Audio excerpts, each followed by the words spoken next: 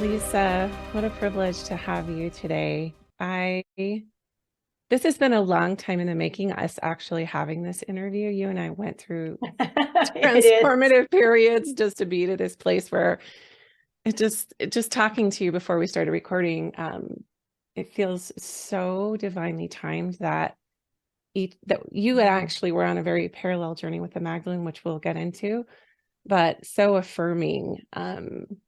Your place in my life has just been so affirming. So I'm grateful to have your presence here.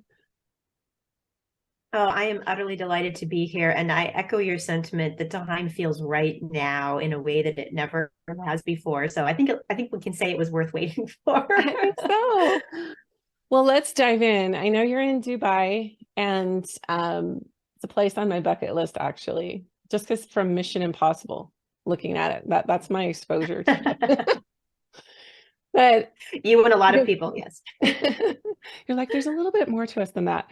Um, but I'm intrigued because you and I share, you interviewed me, which I aired a while ago. Well, it's been a couple months now, where I talked about my faith transition and how um really you brought that out in that interview and helped me to sort of frame things as I was speaking them out. And when I talk about being on parallel journeys, I mean, you have a very traditional Christian background. I'm pretty sure it was evangelical.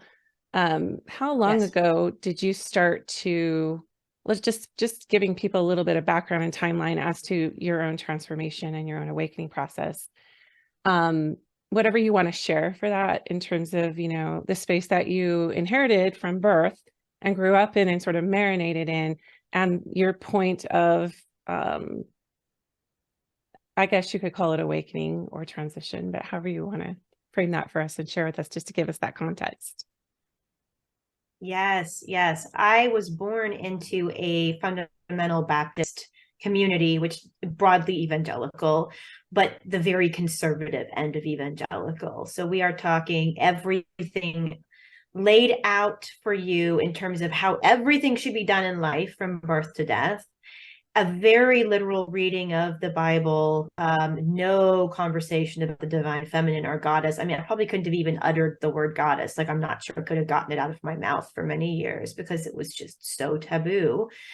And in many ways, I did have a beautiful upbringing, and there were gifts I received. I can see that now, having done a Yeah. lot of work. I can recognize where there was wounding and also recognize the gifts that upbringing gave me. But I didn't, I was very intelligent. I traveled a lot in things, but I didn't really live beyond the community or the culture all that much, even into my early adulthood. If I showed up in any secular space, I would have seemed, fairly well adjusted and very intelligent, was to contribute to the conversation. But when it came to social things and to how life was lived, it was very much prescribed by the community. I even married within the community. My first husband was a Baptist pastor's son. We met in a Baptist Bible college. We were going to serve as missionaries abroad, although that never happened. Wow.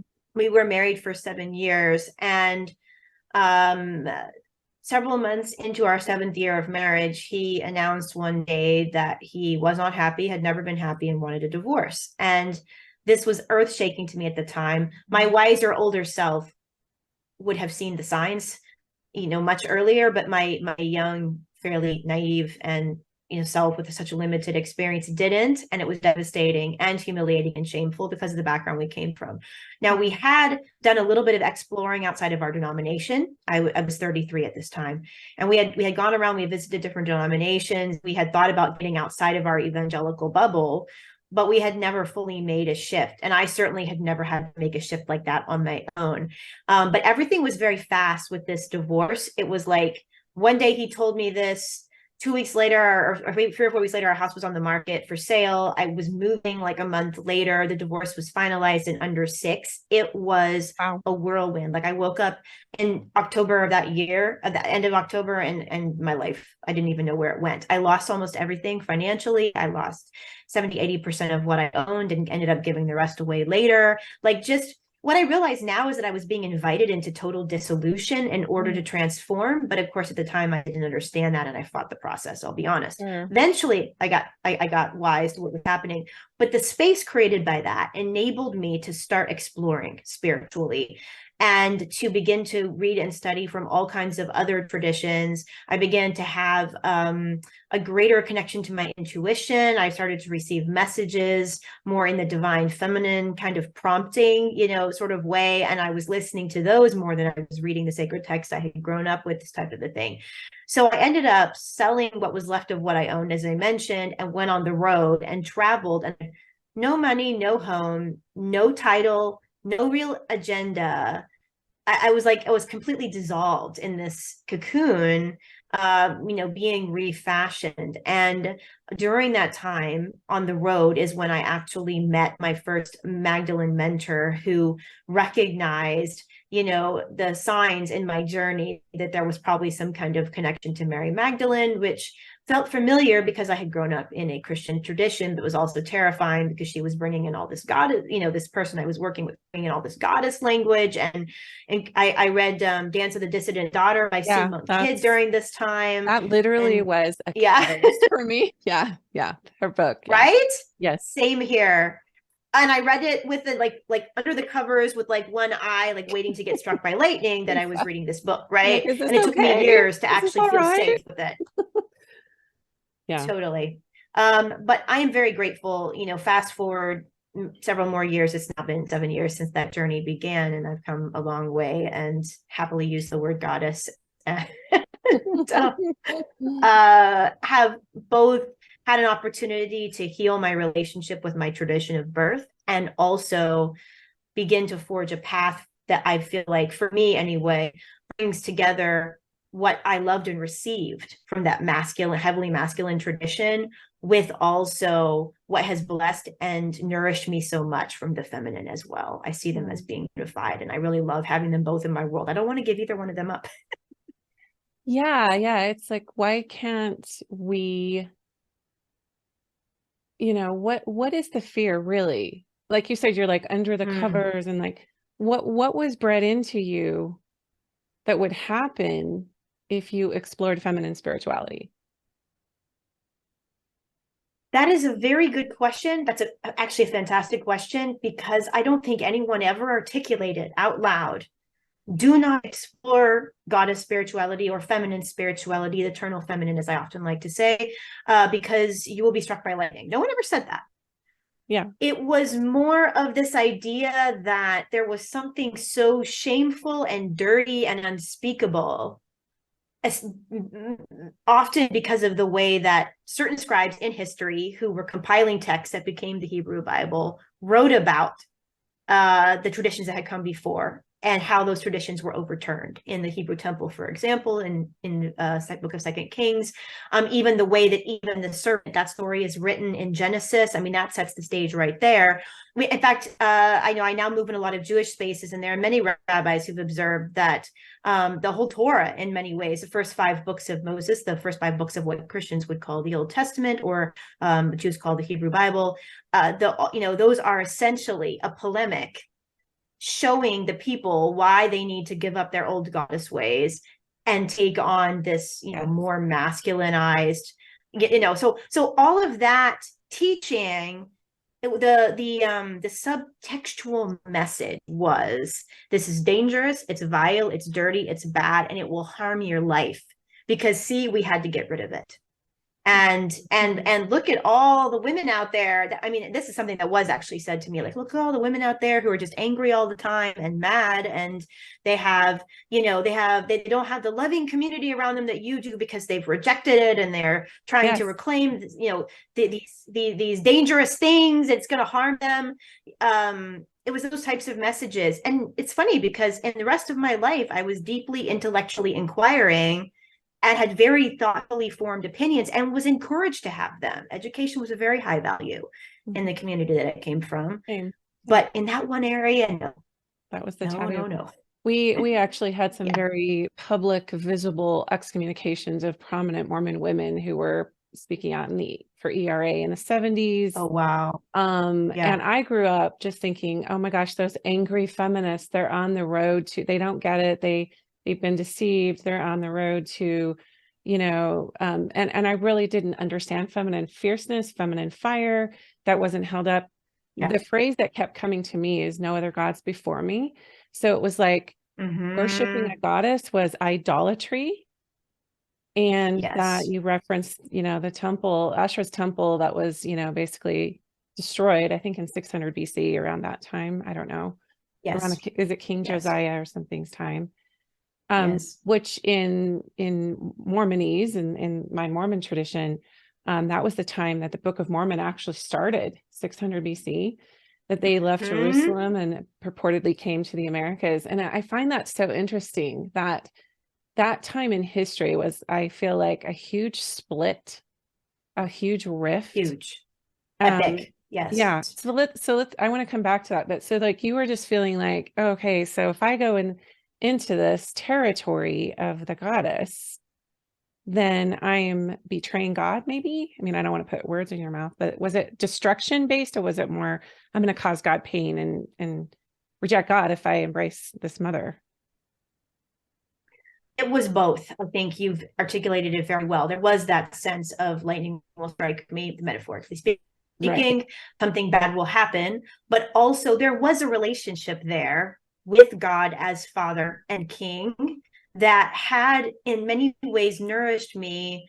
And I will say the one blessing I received is that I learned ways to interact with God in the masculine as loving. So it wasn't all judgment based in the tradition that I grew up in, but there was this sense, well, I don't understand. How can there be one God as, as my tradition taught? And, we could get into the discussion of whether the Trinity is really one God, but that's how it was presented in my background, and going all the way back to the Jewish Shema, Hear, O Israel, the Lord God is one. How do I hold that and love God, but also goddess, but that's more than one, isn't it? How does that work? I couldn't wrap my head around that at all. Exactly. Just that singularity of God, the sovereignty of God. It was always unquestionably masculine. It was Father God, Father. Prayer was addressed to Father. So in my upbringing, it was like you're diminishing Father by turning to a mother. It was like you said, it was never officially stated that way. It was just like, we don't worship her. That's it. We just don't worship her. There's actually a Sunstone, kind of like a Mormon think tank subgroup of Mormonism called Sunstone Symposium. And they actually had an article that I read called How to Pray to Heavenly Mother and Not Get Excommunicated. So a lot of this real deep wounding around shutting people down for going on that route to find her. Yeah. So when did you give yourself permission? At what point were you like, okay, I'm gonna find her? That's a great question. I think it started around the time of my divorce, because once that relationship, which had been very inorganic in my life, was removed swiftly, there was space, and in that space, all of this intuitive knowing, magical consciousness, and different things began to arise against my will. But eventually I had to admit that it was happening. And I think that was probably the unspoken seed of it. When I had a very defined, first experience with the Magdalene in Phoenix in the desert in 2017, and I was reading Sue Kidd's book by not by happenstance, by synchronicity at the same time. That was when I think I gave myself actual permission, but I still lived in I was exploring. One side of me was exploring and unafraid. The other side was fearful. And I would say that that's gone back and forth, ever since, until this last year, where I really gave myself permission to speak about it. I wrote a book, etc., on these topics. but even then, I couldn't really fully, like, it's taken me even the last 9 months. And actually, ironically, being in Jewish spaces where people are more willing, progressive Jewish spaces where they're much more willing to speak about the loss of the feminine and to change prayers to address God as goddess or as mother, change the feminine, the gender in Hebrew from masculine to feminine, and these types of things. Like, that's where I really have felt the most permission to really fully, even to use the word goddess Are you talking in, about? in ways that I couldn't have even a year ago. Yeah, yeah. That's so beautiful. Yeah. And you probably didn't have the awareness that you were drawn to that until you got there. My question is, Yes. what is the difference between, let's just say, mystical Judaism, the mystical Hebrew, like the Kabbalah, versus, like we're saying, like progressive Judaism? So mystical Judaism is a tradition that has existed for thousands of years. In fact, even though most people look at the Zohar as being the central text of Kabbalah or mystical Judaism, probably it was based on ideas that had been orally passed down for at least 1,000 years before they were captured in print, and maybe even went all the way back to the first temple. So there's a long history there. Progressive Judaism is a modern phenomenon. Jews they lived once after the temple, destruction of the temple, and after exile began in around the 600s BC. Jews have been, on and off. Most of the time, they've been in diaspora ever since. There have been periods where they were able to return to the land, such as the time when Jesus was walking the earth. They were in their land then, but for most of the time they've been in diaspora and unable to have that connection to Eretz Israel, to the land, and so they weren't citizens. It wasn't until the 18th century actually that Jews began to get full rights as citizens in Europe, for example. And at that time they began to say, how do we, now that we can live as members of the community without being ostracized, how do we participate as members of states like every other citizen and also maintain our Jewish identity? And so progressive denominations arose during that era of looking at how do we be modern Jews. And so progressive Judaism, yeah. I was sorry to interrupt you, but I'm also mindful of the Essenes, like the Essene community. Yes. Weren't they more Judaist? Well, they were offshoot of Judaism and they were more mystical. Well, I don't know if they were super mystical, but a lot of people believe that Jesus was an Essene, or his mother and her tradition. Yes. Yes. The Essenes were one of, as I understand them, one of many sects during that era that were not fans of the Second Temple and of the rabbinic tradition. It can get more complicated and nuanced than that, but the general gist. And so a lot of the anti-Jewish sentiment that filtered into Pauline Christianity, or was fomented, I guess you might say, in Pauline Christianity, and led to a lot of the later persecution and things like that. The seeds were laid for that in these dissident communities that saw the early Jewish rabbinic tradition as apostate. And the Essenes would have been one of those groups, likely, who would have felt that way. They didn't go to this, my understanding, they didn't yet. Yeah. So I've read mystical things about the Essenes, and I know a very small amount of, like, just with the whole Ark of the Covenant thing, right? And what was found with that. And those are Essene scrolls. So the raising of this goddess temple and the whole offshoot group of, like, that was not cool that happened, that we literally exiled Mother, we exiled Asherah, we exiled the goddess. So they went into exile to maintain worship, or at least honor of that Mother, or the eternal feminine, as you put it.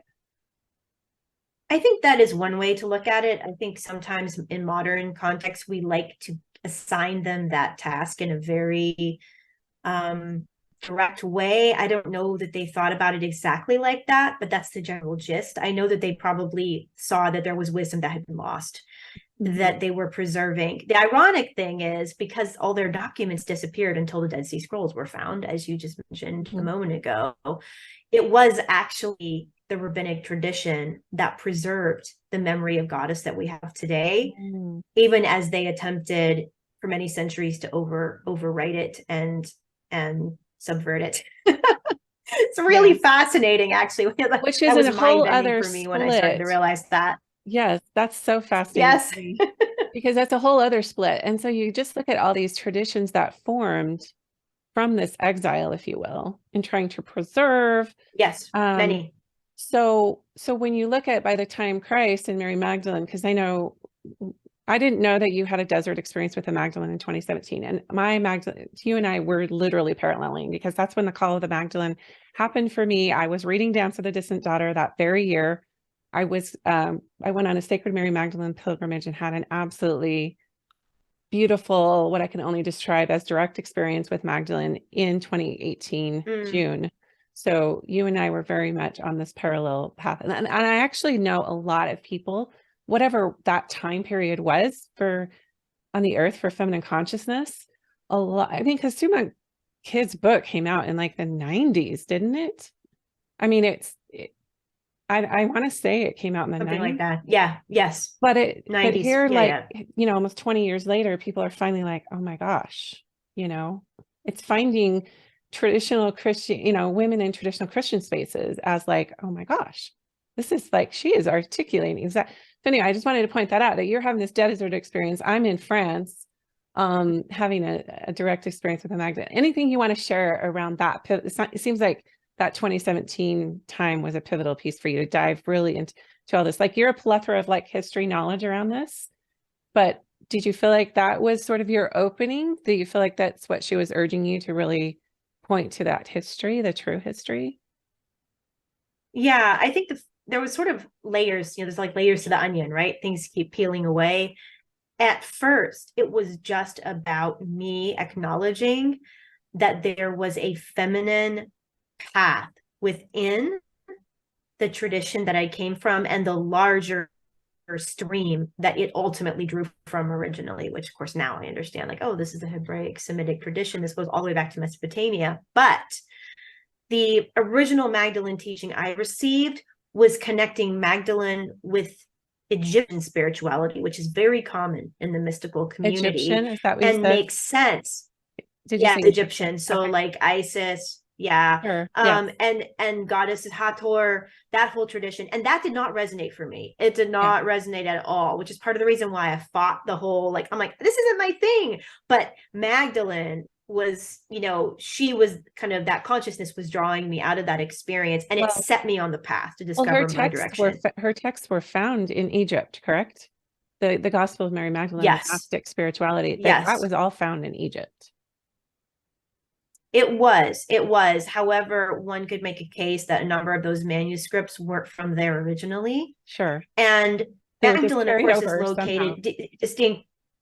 Yes, and Magdalene is distinctly located within Christian tradition, and the tradition that was preserving that wisdom was still very much aligned with Hellenic thinking or Greco-Roman thinking. Egypt was part of the Roman Empire at that time, and that is it's one direction you can go, and if you go that direction, you get into Christianity from sources.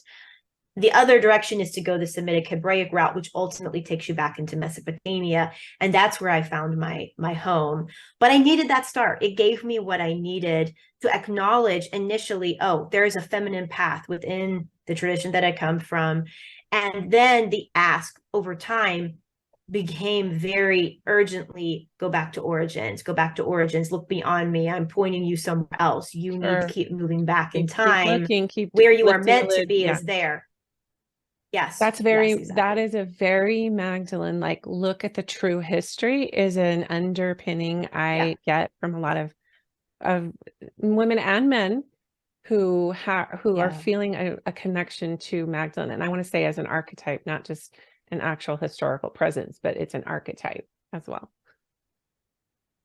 yes, for sure. So you were drawn into this desert experience, and did you kind of recognize that as like a line in the sand, literally, like desert sand? Like, was it a turning point for you for deeper inquiry?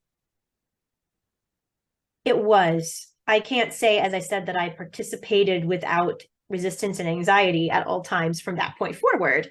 Yeah, that's what But it happens. That's when it was, all unravels, actually.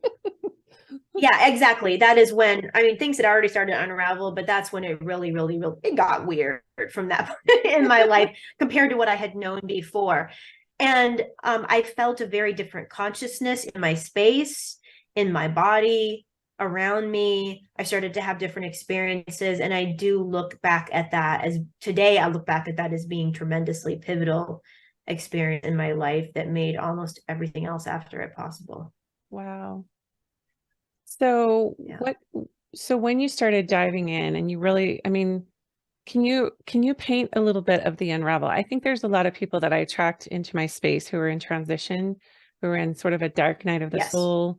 They're Mhm. they're really pining for that direct experience, that gnosis, that oneness, Yes. um, the experience of God, if you will, versus just the learning about it and being told what your spirituality needs to be from birth. So can Right. you maybe just briefly, what before we go into a little bit more of the history, can you walk us through what that was like for you to kind of unravel? You said it was like that point of no return, really. Like once you start to lift the lid and once you have that direct experience, or when it calls to you and you say yes, there's really no going back. You're like in it. That's true. Even if you try to go back, whatever structures you try to re-implement in your life from the old way, they're going to break probably very quickly because they just no longer fit. Some of the things I noticed during that season were that I felt very disconnected from almost everything. This was the point where like a lot of my community fell away and I was alone a lot. I didn't have, I couldn't, no matter what I did, I couldn't put some of the normal structures back in my life, like have a normal job, live in one place. Like I ended up traveling and living out of a suitcase. I was doing that during that time and then it continued. I couldn't have a title to call my own. I couldn't even really have an identity that I could find to live in. There was consciousness that was rising up in me that had never been there before. There was a lot of emotion that was coming out of me that was unprocessed trauma, of course, collective and personal around the feminine. And then there was also this urge to like hyper curl into and return to the tradition I had come from because, well, it was just safer and let me just anchor deeper. I tried that for a Yeah, while. you It double didn't work down. very well. Like, That's a natural response. You yeah, double double down. down. Mhm.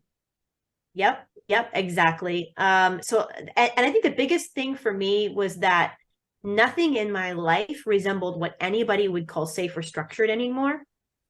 Mhm. And instead of seeing this as part of the process, because I just, there wasn't really anybody, I guess, at that moment who could say that to me.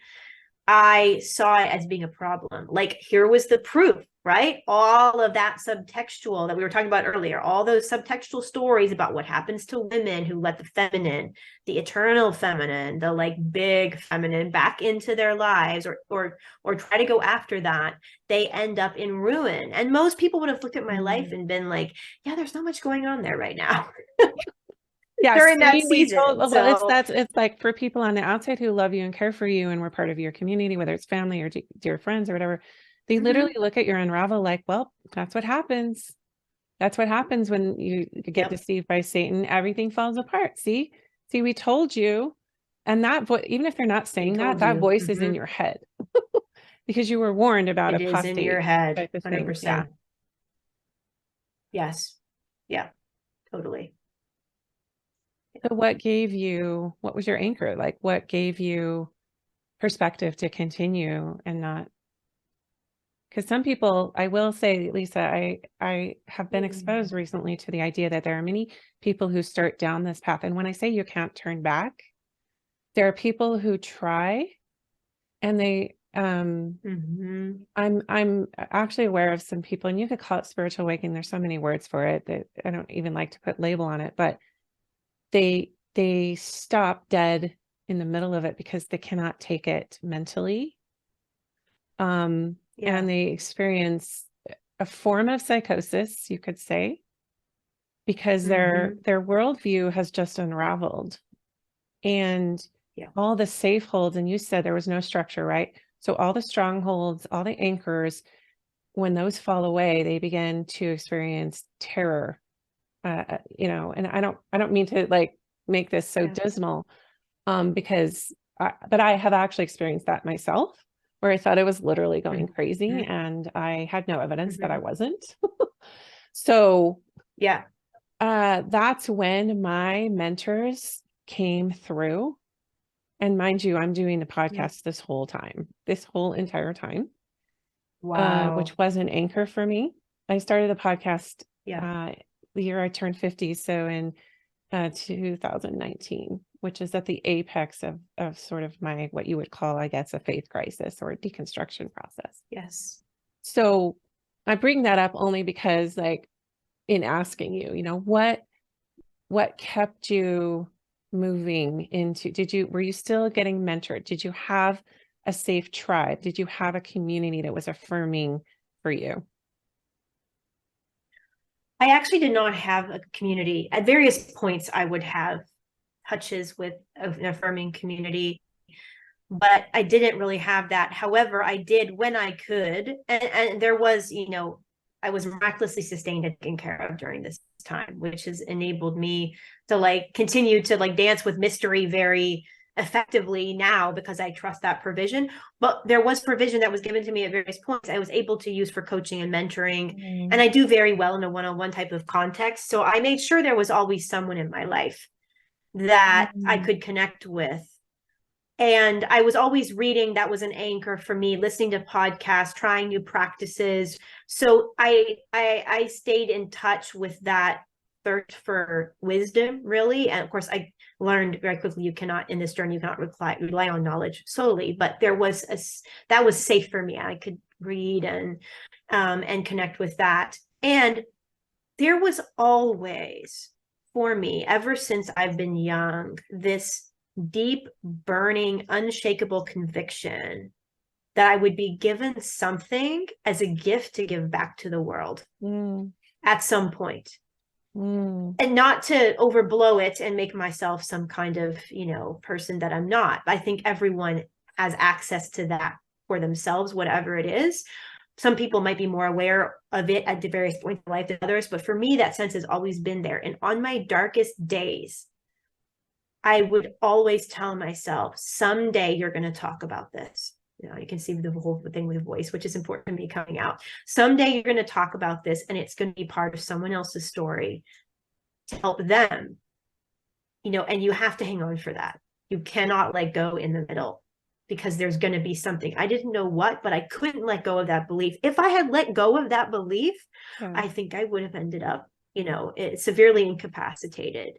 But that was the thing, that, and I developed a very keen relationship with intuition and divine wisdom and prompting.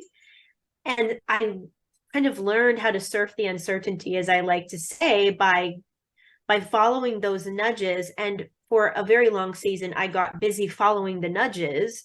And that also gave me something to focus on more than the overarching uncertainty of my life. I could focus on that relationship. I wasn't really sure what it was. I guess I would have called it the Holy Spirit for many years, coming from a Christian background. Which is but very feminine. that They gave me co-opted a lot of that, and comfort. it's very feminine. Very feminine. Yeah, for sure. How beautiful. So you just had this inner knowing that you would be a voice to whatever was happening within you. Yes. Alchemically, if you will. It was the same for me, I have to say. Like, maybe that's why I kept with the podcast, because using my voice, which let's talk about that. Yes. That's a very beautiful specialty of yours.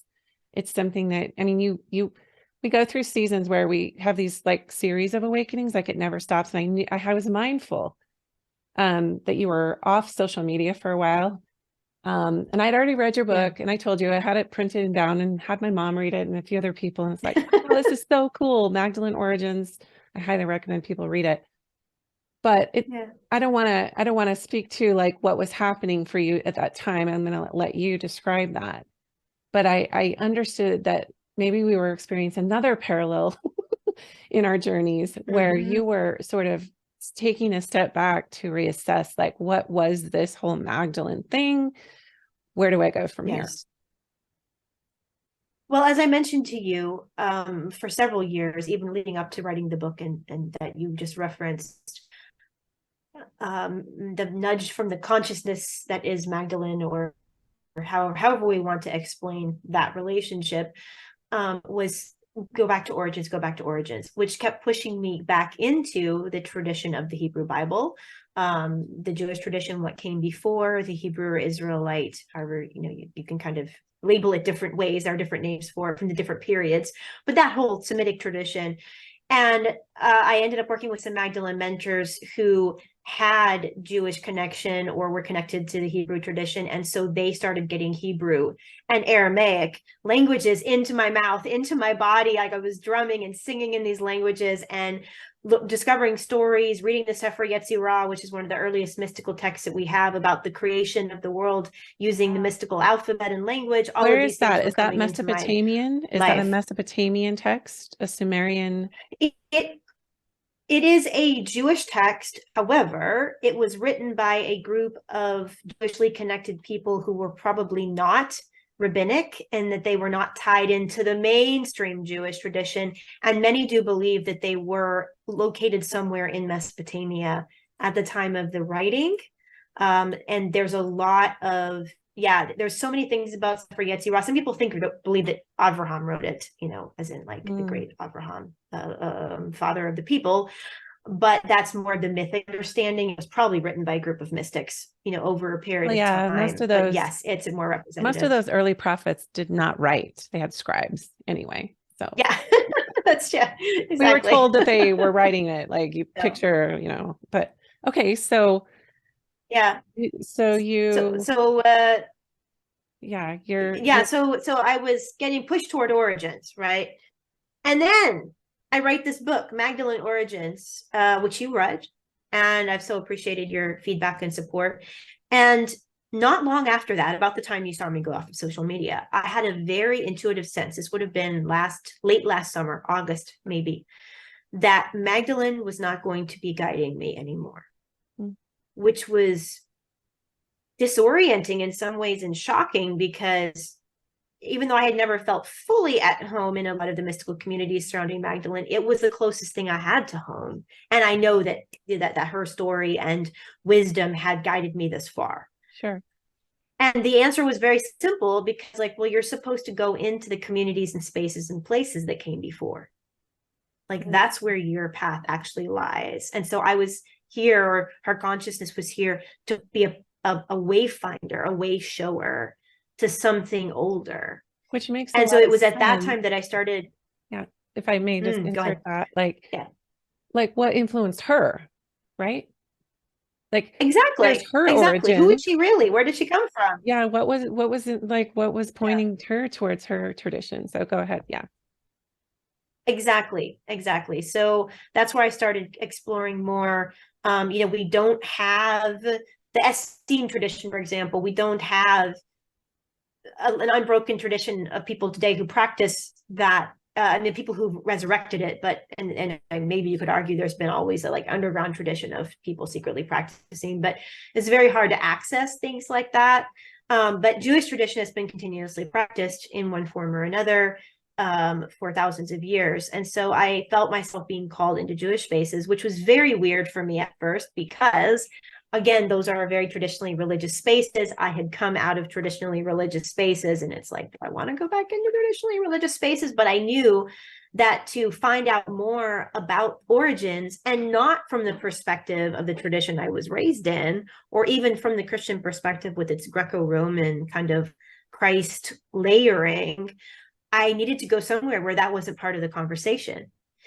And what that has ultimately led me to is to really embrace the Hebrew goddess Asherah, and all the wisdom around that, the divine feminine tradition that was lost around that 600 BC period that was so pivotal, that we spoke about earlier, that clean break really that happened. Sure.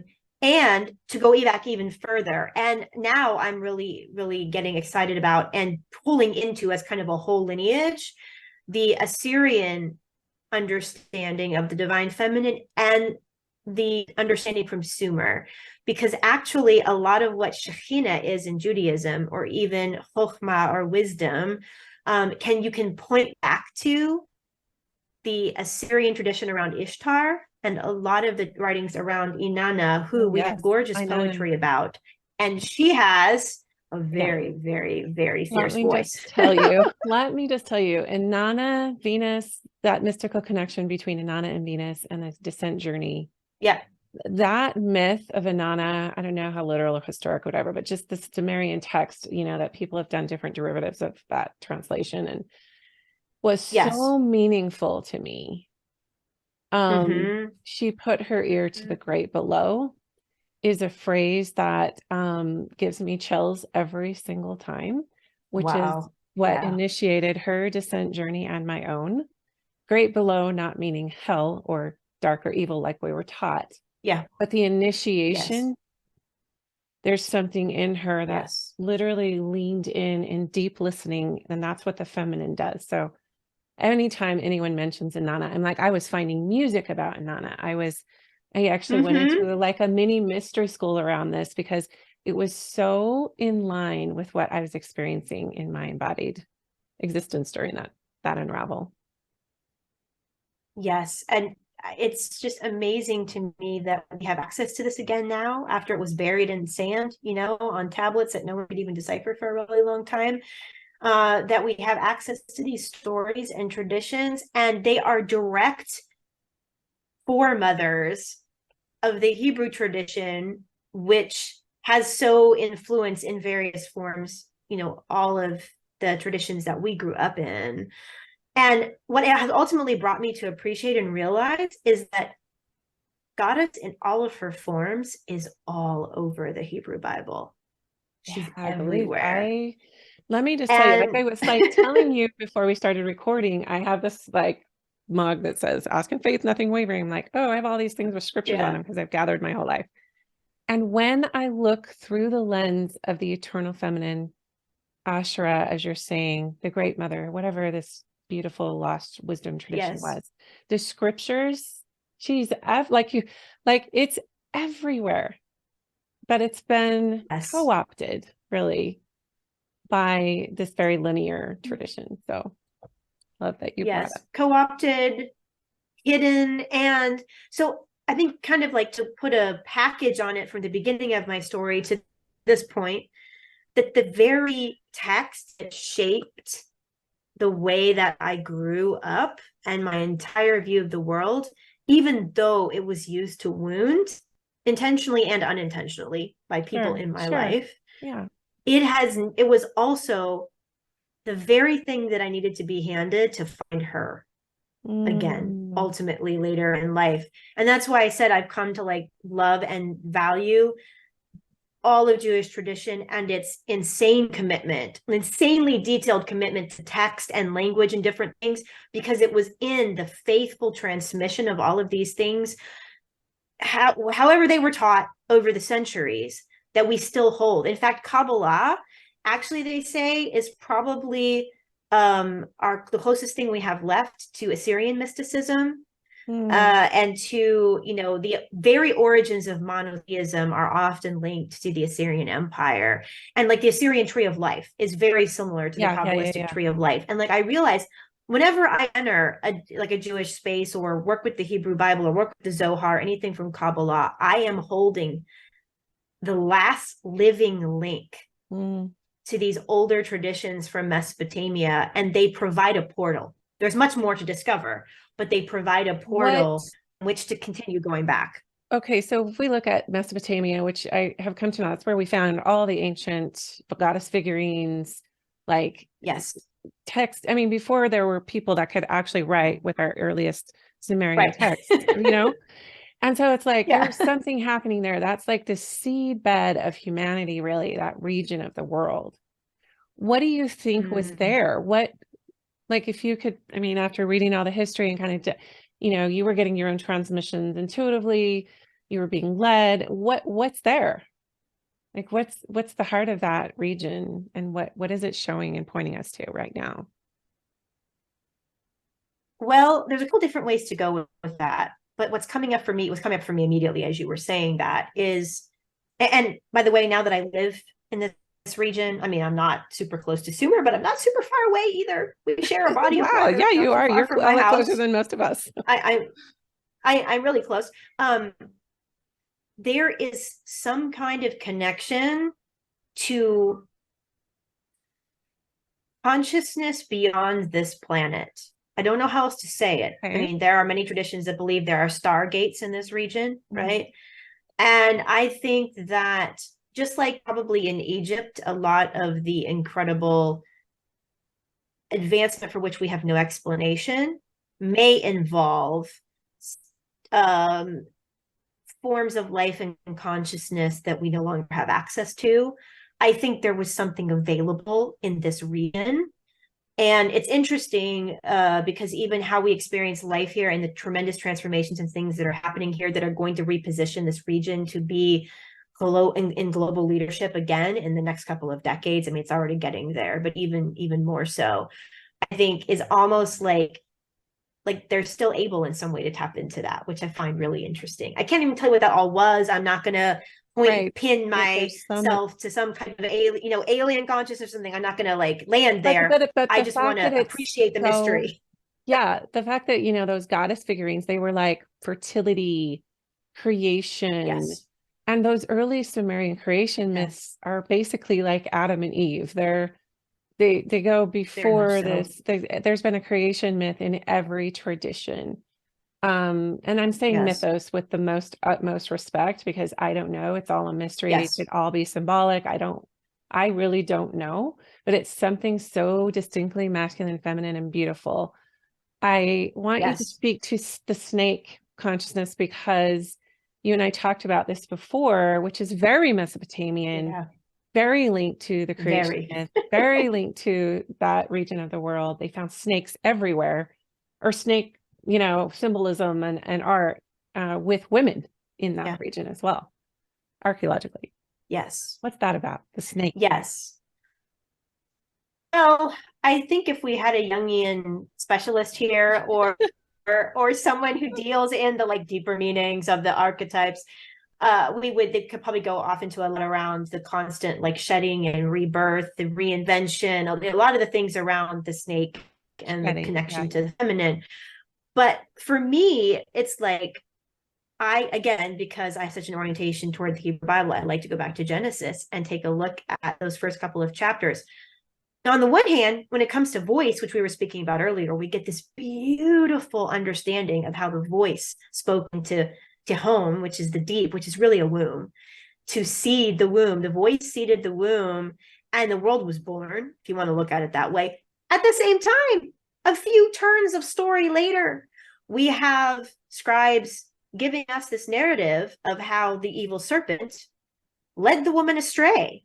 And that as punishment, the woman and the serpent, there would be enmity between their two seeds, if you will, or their two lineages. I will place enmity we could look at the seed of the woman and this. Yes. And now I can look at that and be like, oh, interesting. Here we have a direct, right in the beginning, which my birth tradition believed was so important. Whatever happens in the beginning is the most important. Well, here we have the disconnection between, literally, I see it as a disconnection between the peoples of Mesopotamia and the surrounding regions are now being disconnected from that snake consciousness, or saying, you don't need this anymore. You have us, and you have language, and you have God in the sky. And I actually think that from a consciousness perspective, we have both. And at one time in Mesopotamia, I mean, Hieros Gamos was so huge. Sacred marriage rituals, the bringing together of masculine and feminine for the perpetuation of the creation was so critical. And I think there's a way in which we can appreciate and bring together the consciousness, the intuitive consciousness, the subconscious wisdom realm that the snake kind of represents and inhabits with the conscious structural realm of language, and we can have them both in our lives. So in saying, maybe this region had so many veils, let's just say, that were not there. Yes. whether that's Yes. cosmic or, you know, alien is such a weird word. I don't even know, but it I makes know, sense. right? I don't like that. It's not my I'm best, like, not my favorite term. yeah, I do believe in, Yeah. I believe is a weird word too, but I do know that there's some truth to the Stargate thing, because I have experienced Yeah. things in my body and they feel so cosmic when I go to different places in the world. But Yes. But let's talk about that snake with the feminine. Why is she holding, like, Hmm. there's this, some of the oldest art we have from that region are women holding snakes. Um, Yes. so what do you think that is all about from the feminine perspective? The snake. Gosh, that is a really good question. I honestly have not gone super deep there yet. Like some of this is like freshly emerging wisdom, but I did just see, to your point, I saw a figurine actually from Canaan, from the region of Israel, recently, that was unearthed, and it was a very plump, very, fecund woman with nursing actually two snake children, Wow. to your point, and very, very old. I think it was like maybe 4 or 5 thousand years old. So I'm not sure, but the It's like, snake is oh, go ahead. mysterious, not easily understood, very Sure. powerful, shape shifts, and goes through, is very connected and tied to cycles. So these are some very obvious connections that are initially coming up that I've started to Yeah. sort through in recent weeks. I love that. And also it's just like the energy of like slithering. Like, here we go into a Yes, mystery. Here we go. Are you with me? the This is fluid not movement. easily understood. And it's very feminine the way that that flows. But there's something so deep Yeah. about that dance with Eve and the snake. And what was that really about?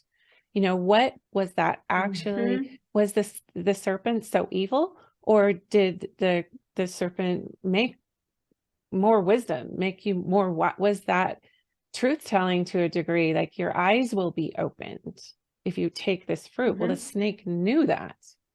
The snake Hmm. embodied some kind of a mystical slithering into, you know, you could call it the descent journey if we're going back to Anana.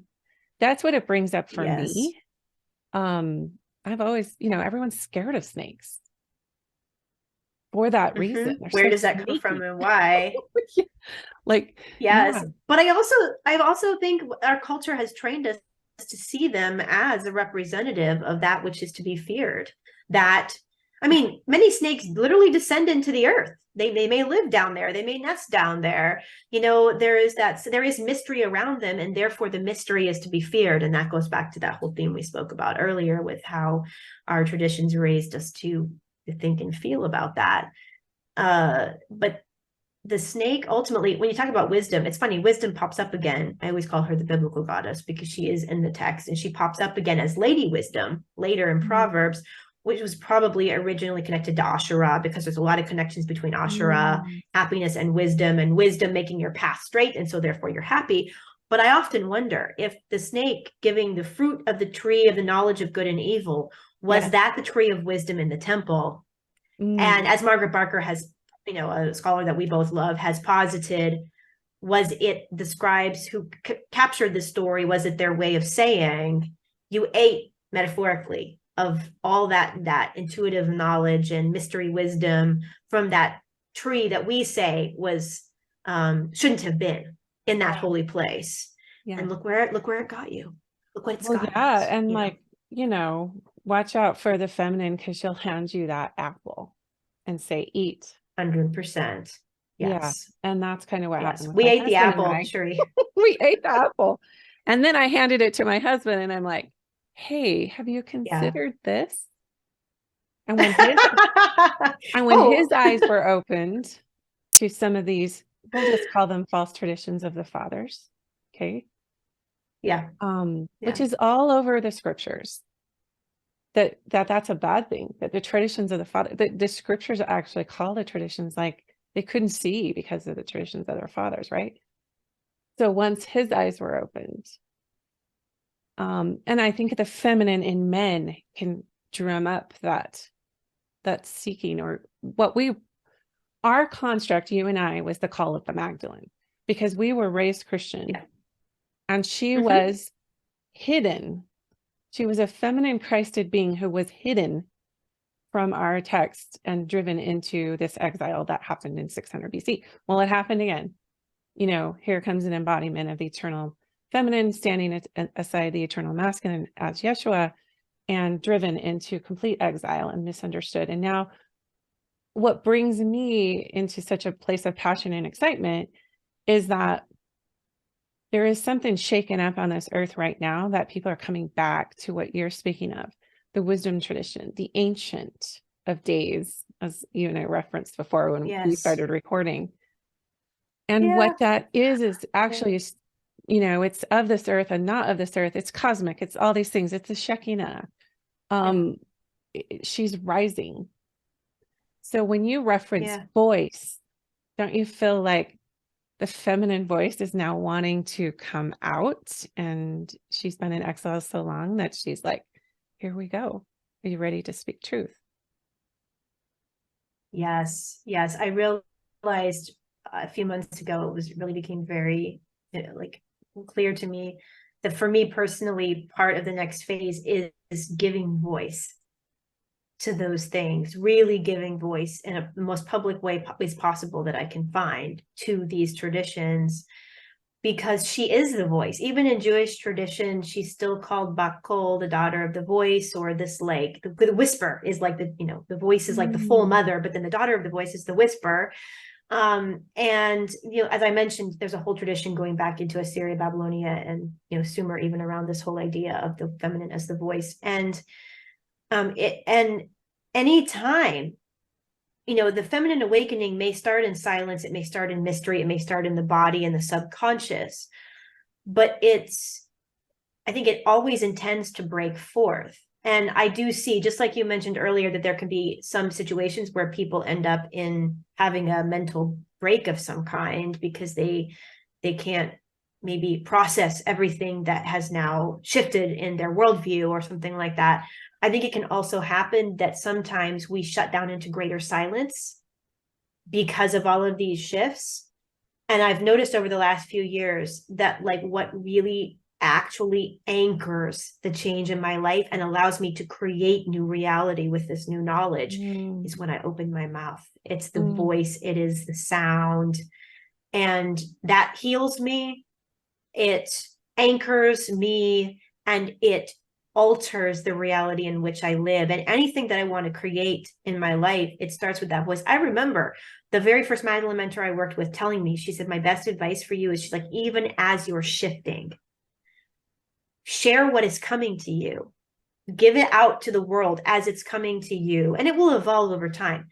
Unfortunately, because I was having trouble processing this, I didn't heed that advice. And for several years, I kept it in while I was changing. And then by the time it actually did come out into the open, you know, I had tried to double down for a bit into the community of origin, and then, like, oops, now all this knowledge comes out. Well, then there was this huge rupture that would have never happened had I just been using my voice as I felt I could all along, and heeded her advice to share it, because she knew that in the doing of that, I was healing myself and also anchoring a new reality, the power of vibration. Wow.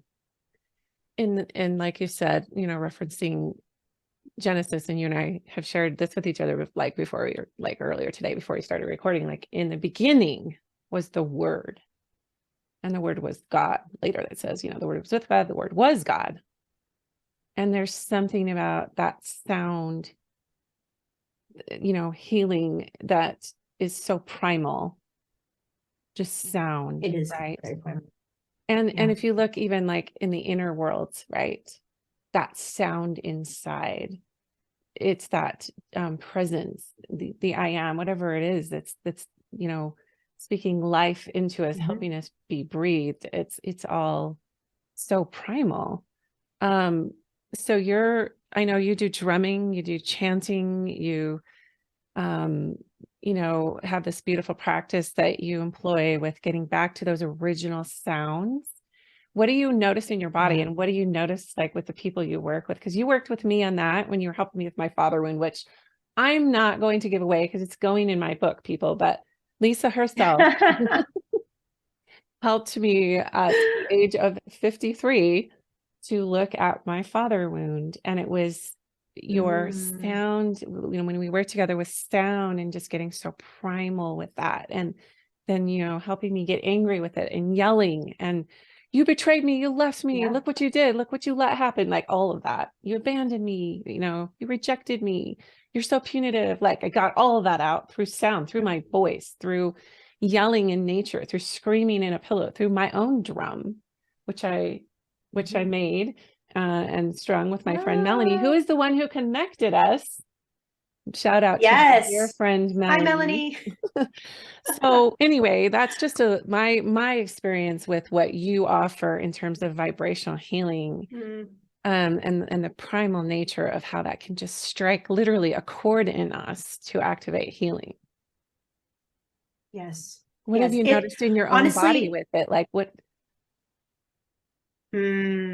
changes? Yeah, what embodiment piece is there somatically for you, alchemically, when you go into those spaces of chanting and drumming and voicing? Yeah.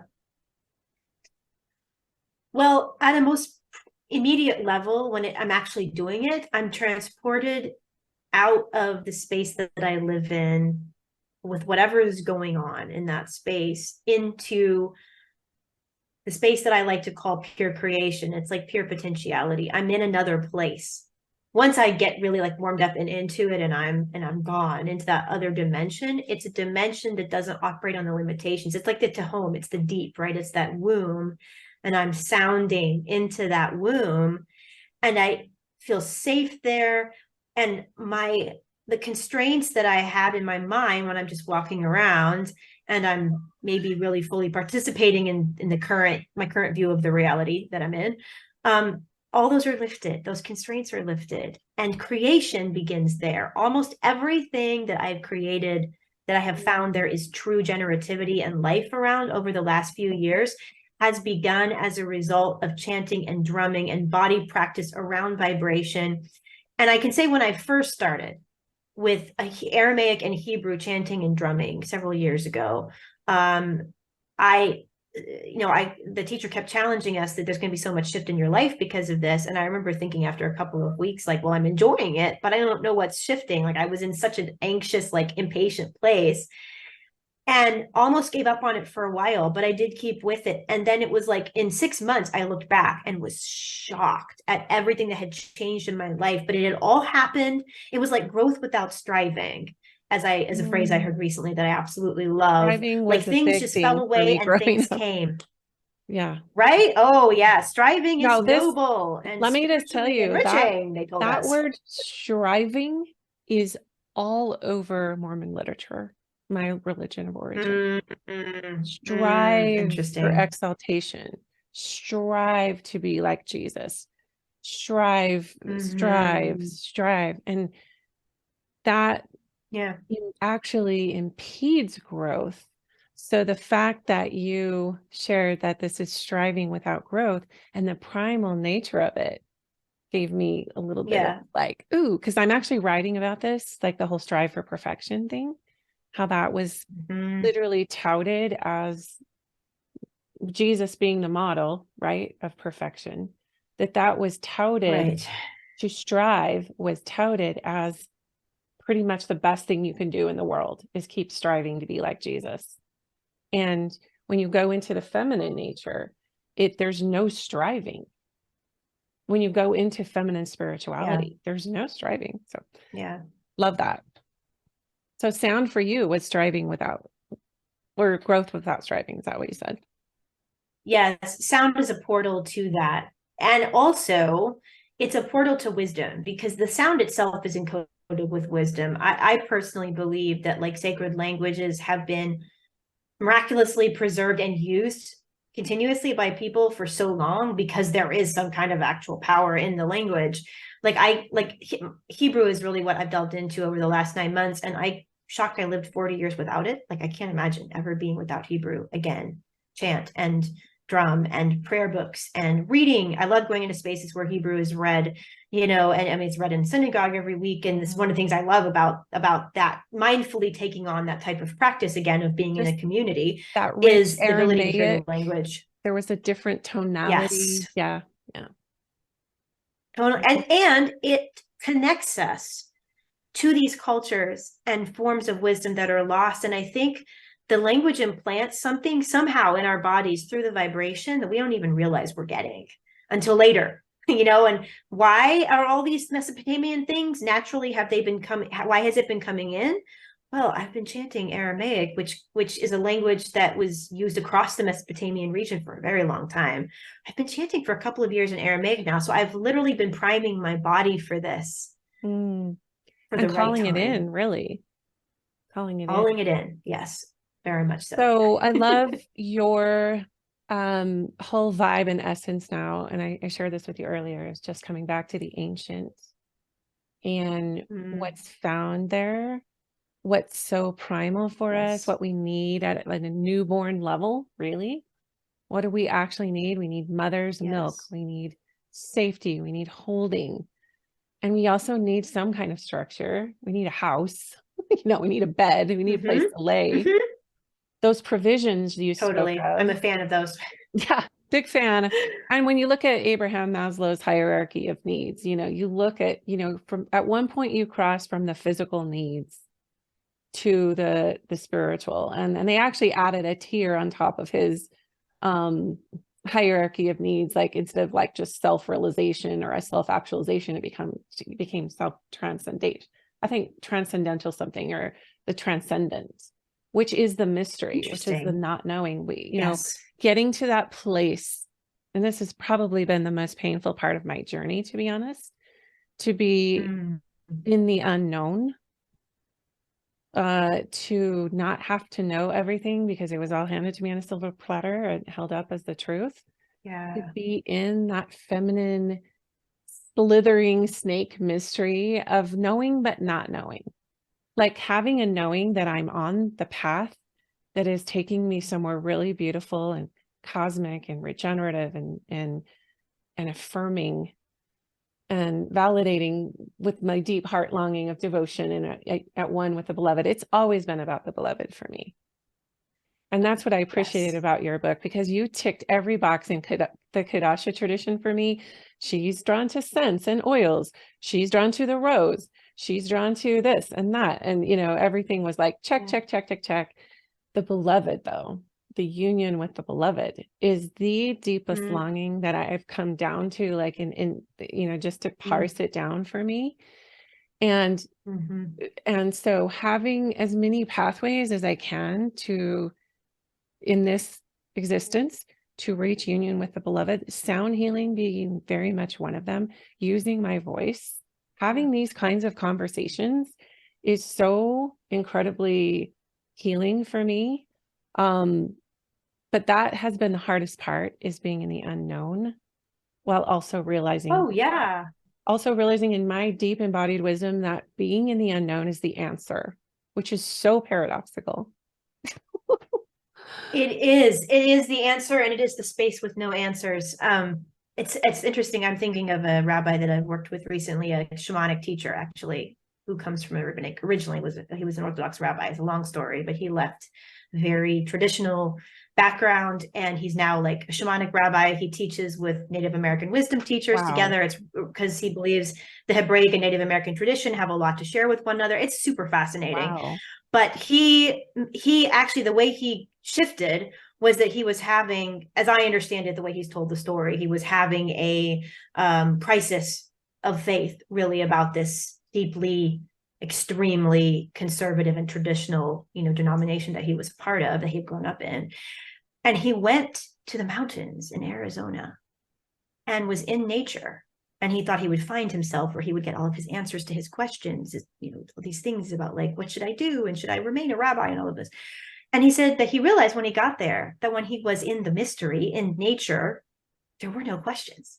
He didn't have the questions. He didn't need the answers because the questions were gone. And so he ended up just never coming back from the mountains. And he's been teaching there ever since. But I think what you said, like, it made me think of that story, just that once you're in that space, and we could, you know, nature is a great sort of metaphor or parallel for that mystery.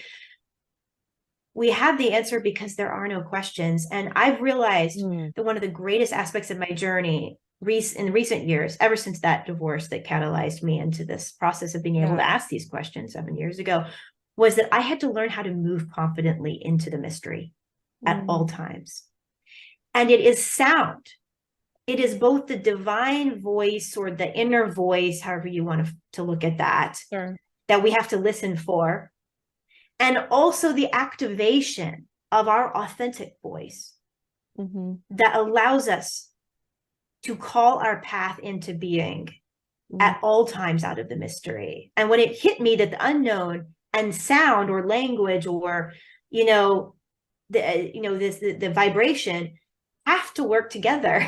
This is part of that sacred marriage, right, that we were talking about earlier. That the sound, that the vibration, the call, whether it was the inner call or an actual physical call. And that's the other thing with sacred language. If you don't know what you want to say yet, or you can't even give voice to the anguish that you feel or what's going on in your dark night of the soul or anything else, sacred language gives you an ability to sound and to speak and to call things into being when you don't even have your own words yet.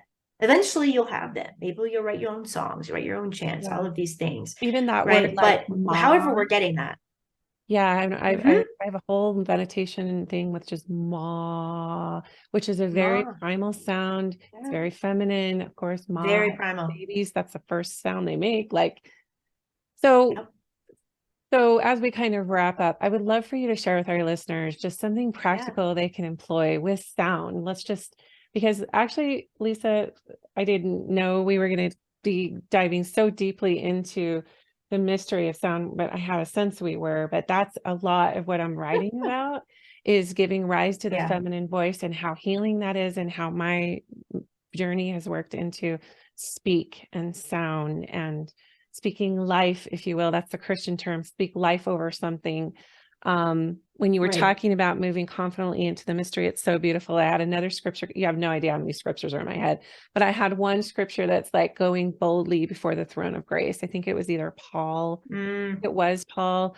You know, like God's glory being manifest in your weakness, but you go boldly before the throne of grace is so rich now for me. It's so feminine. It speaks to not the old, you know, maybe patriarchal tradition of that scripture, but more like, oh, let's move into grace boldly, which is all mystery. It's all mystery. So when you're talking to somebody about doing something practical, let's just say something they can incorporate into maybe their normal daily devotional practice, or just on the run, maybe. What's your sort of go-to get started for people who are like, oh, I want to do sound healing, I want to speak life, I want to create with sound? How would they go about that? One of the easiest things to do is like just take one word from sacred language and chant it. You can use any tune you want, or you can just say it. You can just tone it in the same tone.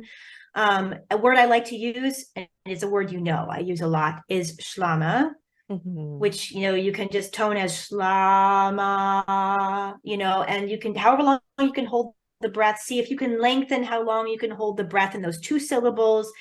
You'll notice that it changes as you tone it over time. And again, if you want to sing it in some type of pattern, you can, or you can just tone.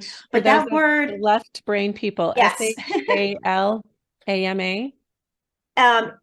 S-H-L-A. So shla is the first part, and then ma. Speaking of your word, ma is the second half of that word, and that is Aramaic for, it's usually translated peace. It's like shalom in Hebrew, but the actual meaning of it is wholeness. Ooh. And I don't know, I can always use more wholeness.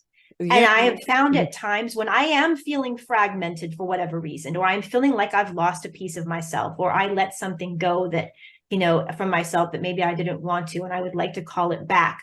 This word is like a homing signal for, you know, like these pieces of myself, they come.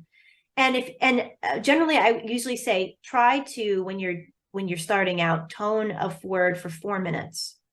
Obviously, you can take as many breaths as you need to, but that gives time for the sound and the meaning to actually kind of soak into your being. Try 4 minutes a day for 21 days and see what happens. Wow. Or you can Okay, pick I'm another doing it word if you tomorrow. know a word. I'm going to Yeah. report to everyone, because by this time that this airs, it'll be more than 21 days. So I'm doing it. Yeah.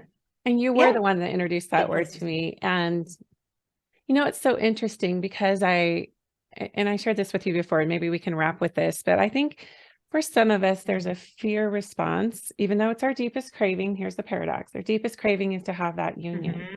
Our deepest craving is to connect to the deepest part of ourselves, to be in that place where that man, the shaman Hebrew guy that you're talking about, or the Native American, to be in nature and all questions just dissolve, because you're in connection. You're there. There's no striving, right? Yeah. I think that there has just been this like underlying fear that I have been trying to heal all this time around that connection, even though it's the thing I crave the most. There's some, you could call it generational terror, being in the presence of God held some kind of unworthy, bow down, I'm not supposed to be here, I can't see the face of God and live, that kind of, I'm not worthy, I'm not ready, let me tidy things, I'm just speaking out, like brain dumping what that's about. I'm sure there's more to it that I'm not aware of. So what will this help with that reticence, if you will, to move into presence? Will that, like, what do you experience when people, I know part of it is calling back pieces of you and wholeness and whatever, but part of that is God. Part of that is connecting back to the God within, the God of creator of all. So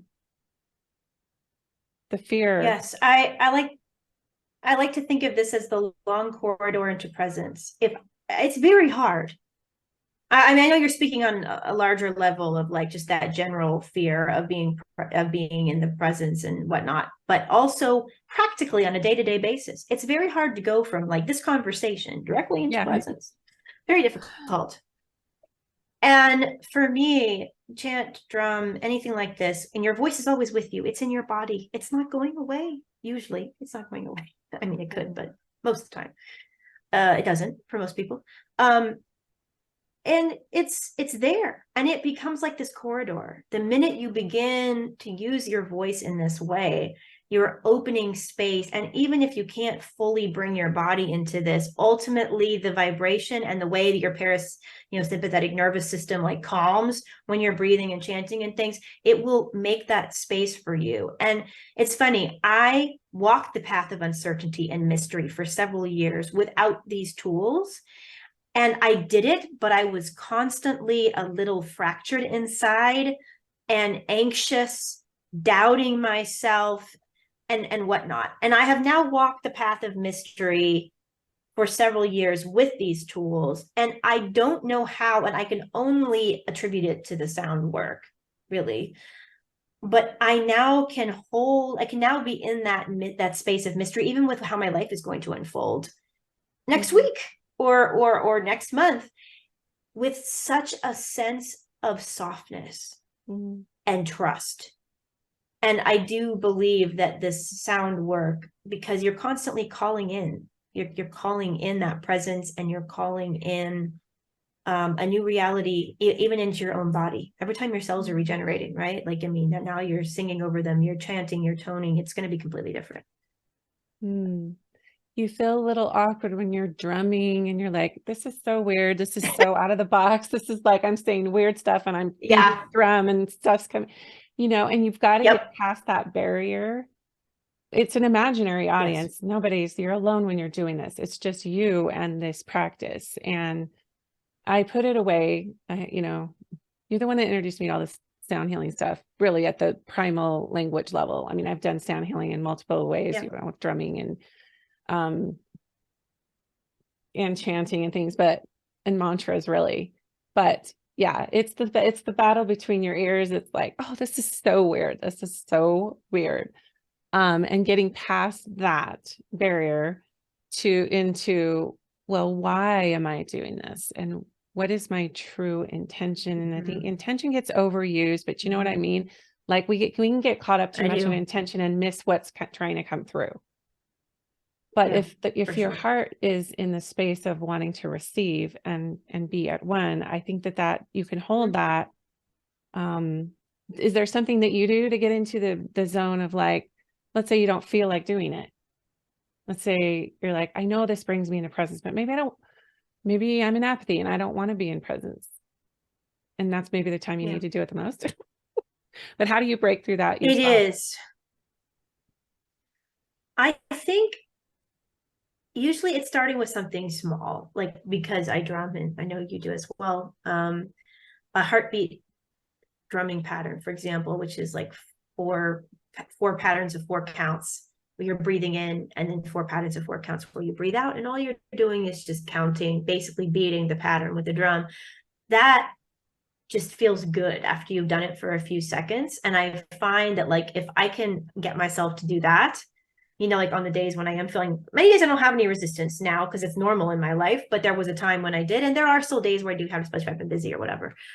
I find if I just sit down and do that, well, that was great. Well, all I had to do was bang and breathe. This is really all I had to do. Okay, well, then I guess we can sing.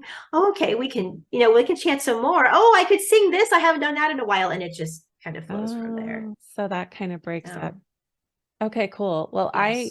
I have loved where we've gone here. And enjoy hearing more and more about how my journey is paralleling yours, and finding more and more women who are in the throes of the mystery and being on such a devotional path. I'm just built that way. Like, I have a heart of devotion to God and Christ and everything that represents. It's just in me.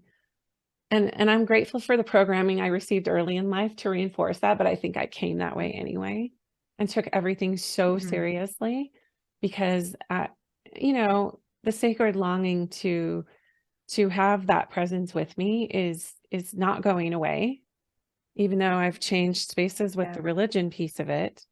It's just, it hasn't left. It's not going anywhere. It's just there. And when I try to run from it, it pulls me back, which is beautiful. So, Lisa, where can people find your, well, first of all, any parting words, like, all things considered, every direction we went, if you could leave us with some kind of parting message to those who may be on this journey of the unknown, and then tell people where they can find your work online. Yeah, absolutely. So the thing that's coming up for me is that your soul knows. It just does. Even if your mind is fighting whatever you're working through or what you've been called to or drawn to, your soul knows, but it's your voice that shows the way. The soul knows, the voice shows. I like to say, and it's a little bit of a paradox because, of course, your voice doesn't see anything, but it's literally how you find your way through the dark. Both the voice you hear within and also the voice that you then release forth into the world, which calls in everything else and makes the next step apparent. So trust that, and let your voice lead the way, and let voice lead the way. In terms of finding me, I am at templeofdivineradiance.com. And I'm also at Temple of Divine Radiance on Instagram. Those are the 2 best places to get connected. However, I will say that Temple of Divine Radiance, the website will always be there, but I am going to be introducing a space to kind of house all of this work around uncertainty, voice, and the Mesopotamian feminine tradition. Lisa Moriah, LisaMoriah.com very soon. So by the time this episode airs, it might be live. And if not, people listening to it in the future will probably find that as kind of a better space to go for everything. But at this very moment, Temple of Divine Radiance is the best place to find me. And it's a beautiful space, just so everyone knows, calling you to your inner temple. For those of us who were taught that outer temples were the way to God and the only way to God, coming back home to the temple within and the holiness of the Holy of Holies, really. is your work, and it's gorgeous. So thank you so much for your time today. This has been, oh my gosh, so like lighting up my soul. You have no idea. Amazing. Well, thank you so much. This was an incredible joy for me. And it's the first time I've gotten to speak about some of these things from the very recent journey. So I especially appreciate you providing that space for voice and story to come forth. You'll always have a space here. I love your work.